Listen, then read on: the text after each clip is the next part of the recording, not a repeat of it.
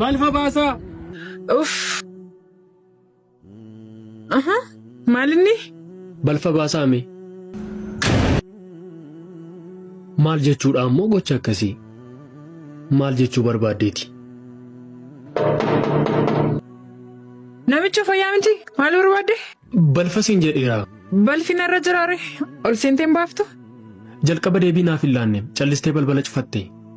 Amma seentee baastamoo balbala cufu? Lakkiin cufinnaan baasaa.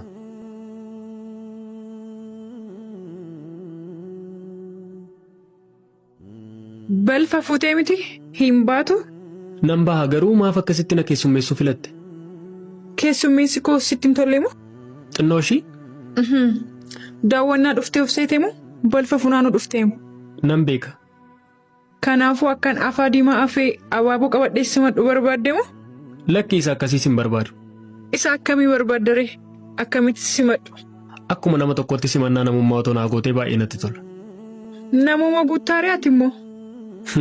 Hin guuture? Anoo hin beeku. Kanaan dura na beektamoo ati? Lakkis hin beeku. Maaf na gaafatte? Tarii nama iddoo biraatti si muufachiisee haala walirraa qabdan wayii wajjin ni oolsi jalaa fakkaadhe jedheeni. An nama akka keetii kanaan muufachuuf moo?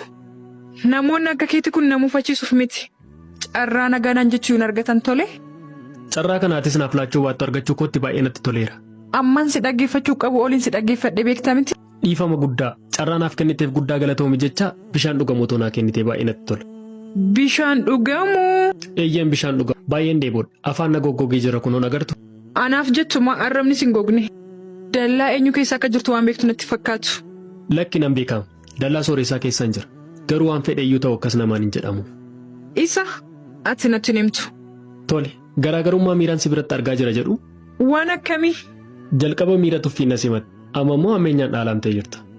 Amma ni baatamoo hin baatu moora kana? Nan baha garuu bishaanichan dhugu. Inni akkuma yaaddettaaf amma deemasi. Afaan kana dubbachaa garuu garaa jabaachuun hin ulfaatu? Maaliif? Warri keenya warra dhala namaa miti allaatti iyyuu sooruudhaan kan beela'e beela baasuu kan daare daara baasuu isa gadde jajjabeessuu malee eenyummaa akkasii kanaan nun himan. Gaarummaa keenya fira miti diinni iyyuu ragaa bahamu.